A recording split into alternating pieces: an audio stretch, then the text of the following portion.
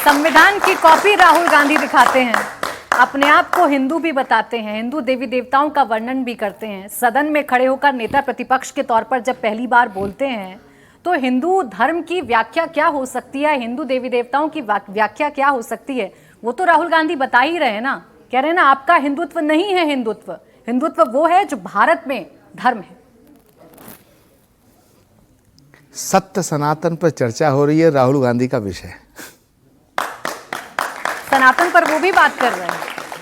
अगर राहुल गांधी जी को सनातन का सा भी पता होता तो वो ऐसी हरकतें करते। राहुल गांधी जी भारत को जानने के लिए निकले थे, लेकिन जान नहीं पाए।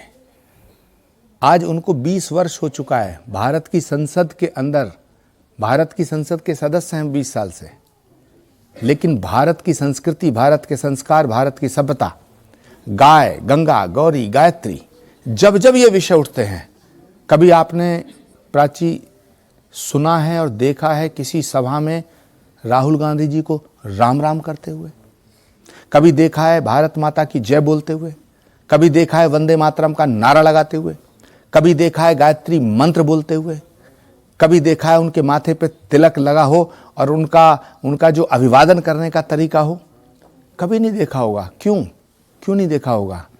कि हिंदू होना और हिंदू बनना दोनों अलग अलग विषय। संभल में सनातन की खोज की जा रही है, संभल में सनातन के सत्य को उजागर किया जा रहा है। और ओवैसी जी कह रहे हैं, तुझको कितनों का लहू चाहिए ए अर्ज़े वतन, कितनी आहू से कलेजा तेरा ठंडा होगा। वाह, क्या बात है। मतलब क्या बात है। जलेबियों की रखवाली कुतिया। मैं ओवैसी साहब से कहना चाहता हूं, और मैं उनकी इज्जत भी करता हूं, वो बहुत पढ़े लिखे इंसान हैं, बड़े विद्वान हैं, सुप्रीम कोर्ट के बहुत बड़े वकील हैं, भारत की संसद के सदस्य हैं, पर कभी कभी उनमें ना जिन्ना की आत्मा घुस जाती है, उनमें बाबर की रूह घुस जाती है। असदुद्दीन ओवैसी साहब को चाहिए कि जिस देश की जनता, जिस देश की धरती और जिस देश में वो रहते हैं, उसके संविधान का सम्मान करना सीखें, उसकी अदालत का सम्मान करना सीखें। अगर ओवैसी साहब के हिसाब से फैसला हो जाए तो अदालत ठीक, तो इस देश में जमहूरियत है, तो इस देश में लोकतंत्र जिंदा है। और अगर फैसला उनके खिलाफ हो जाए तो लोकतंत्र की हत्या हो गई, लोकतंत्र मर गया, तो जमहूरियत नहीं है, डिक्टेटरशिप है।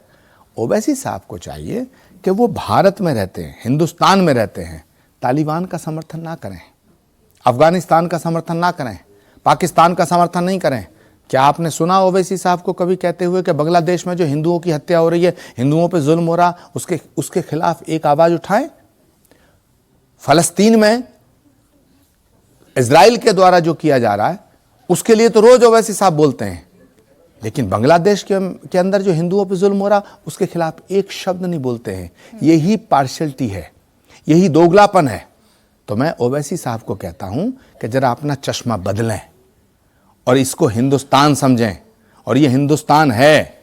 सनातन को मिटाने के लिए 1000 साल तक साजिशें हुई, 800 साल मुगलों ने की, 200 साल अंग्रेजों ने की, 1000 साल तक प्राची जी सनातन को मिटाने की कोशिशें की गई। सनातन नहीं मिटा और ना सनातन मिटेगा, क्योंकि सनातन आदमी के द्वारा पैदा किया हुआ धर्म नहीं है, सनातन परमात्मा प्रदत्त धर्म है।